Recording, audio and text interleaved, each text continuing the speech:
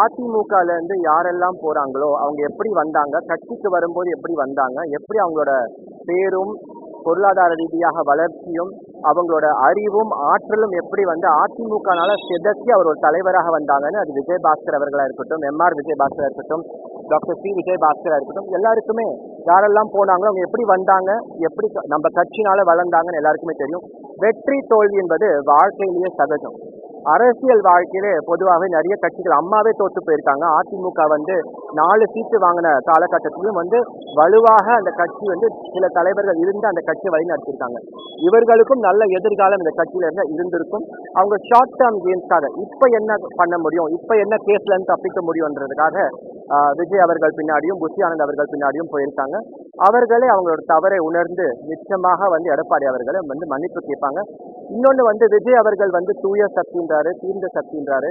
இப்ப இவர் சொல்றது வந்து பார்ட்டி ஃபண்ட் கலெக்ட் பண்ற சில துறைகள் இருக்கு. எந்த ஆட்சிக்கு வந்தாலுமே எல்லா துறைகளும் வந்து பார்ட்டி ஃபண்ட் கலெக்ட் பண்றாங்க. அப்ப விஜயபாஸ்கர் வந்து ஹெல்த் மினிஸ்டர் இருந்தாரு, கரூர் விஜயபாஸ்கரும் வந்து முன்னாள் அமைச்சரா இருந்தாரு. ஸோ அவங்க எல்லாம் வந்து தூய சக்தி கிடையாதா? அவங்க எல்லாம் வந்து எப்படி இப்ப வாஷிங் மிஷின்ல போட்டு அவங்க வந்து கிளீன் ஆக்கிட்டாங்களா? விஜய் அவர்கள் வந்து பேசும்போது இதோட லாங் டேர்ம் இம்பாக்ட் யோசிச்சு பேசுறேன்.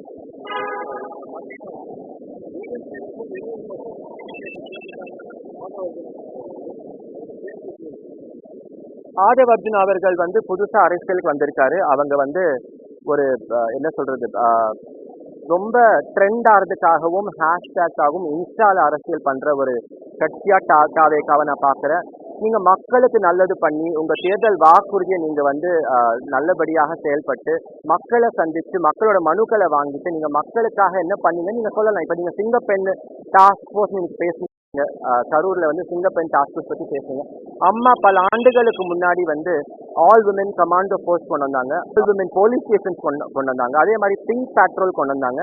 இதெல்லாம் அம்மா ஏற்கனவே பண்ணது. நீங்க யூனிஃபார்ம் மாத்தின உடனே அது வந்து ஒரு வலுவான ஃபோர்ஸா இருக்காது. நீங்க இன்டெலிஜென்ஸா அப்டேட் பண்ணும், உங்க சைபர் செக்யூரிட்டி அப்டேட் பண்ணும், நீங்க சிசிடிவி ப்ராஜெக்ட் வந்து தமிழ்நாடு முழுக்க இன்னும் வந்து வலுவாக நீங்க செயல்படுத்தணும். அதே போல சிங்கப்பெண் டாஸ்க் ஃபோர்ஸோட ஆஃபீஷியல்ஸ் வந்து எஃப்ஐஆர் போட ஒரு சிச்சுவேஷன்ல போய் ரெஸ்கியூ பண்ண நீங்க வந்து பவர்ஸ் கொடுக்கணும், ட்ரைனிங் கொடுக்கணும். சும்மா வந்து ஒரு விளம்பரத்துக்காக நீங்க ஒரு டாஸ்க் ஃபோர்ஸ் அறிவிக்கிறது வந்து தவறு. அதே போல தாய்மாமன் சீருன்றாரு, அதுவும் நீங்க அந்த அந்த கவனிச்சீங்கன்னா அவர் என்ன சொல்றாரு, தாய்மாமன் சீர் கொடுக்க ட்ரை பண்ணுவோம், முயற்சிப்போம் சொல்லியிருக்காரு. உறுதியாக கொடுப்போம்னு சொல்லல. நிச்சயமாக விஜய் அவர்கள் வந்து நல்ல எண்ணத்தோட அவர் கொடுத்த வாக்குறுதிகள் நிறைவேற்றுவான்னு நான் நம்புறேன்.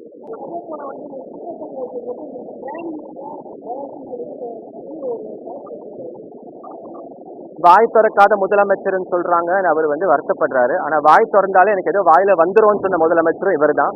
ஸோ இவர் வந்து இவர் பேசும்போது நாகாக்க வேண்டும், கண்ணியத்தோட பேச வேண்டும். அதே போல குதிரை பேரம் வந்து யாரு அதுல ஈடுபட்டாங்க, அவங்களுக்கு எத்தனை சீட்டு வந்தது, சட்டசபையில் அவங்களுக்கு மெஜாரிட்டி இல்லாத காலத்துல அங்க எங்கெங்க சோஃபா செட்டு போனதுன்னு எல்லாருமே பார்த்தாங்க. இது மக்கள் அறிந்த ஒரு உண்மை.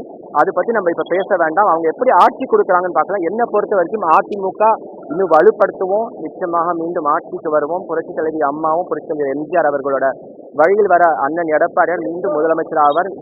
நிச்சயமாக உறுதியாக நான் சொல்றேன்.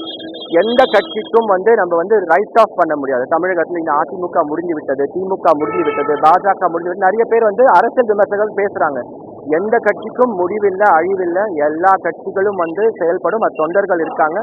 புதுசா வந்த முதலமைச்சருக்கு என்னோட வாழ்த்து, நீங்க நல்லா செயல்படுங்க. ஆனா மற்றவங்களை வந்து தீர்ந்த சக்தின்னு சொல்றதுக்கு முன்னாடி உங்களோட பார்ட்டி ஃபண்ட் எங்கேருந்து வந்தது, உங்களோட அமைச்சர்கள் எப்படி செயல்படுறாங்க, ஊழல் இல்லாத ஆட்சி நீங்க எப்படி கொடுக்க போறீங்க, அதெல்லாம் நீங்க வந்து கவனம் செலுத்தி நல்ல ஆட்சி கொடுங்க.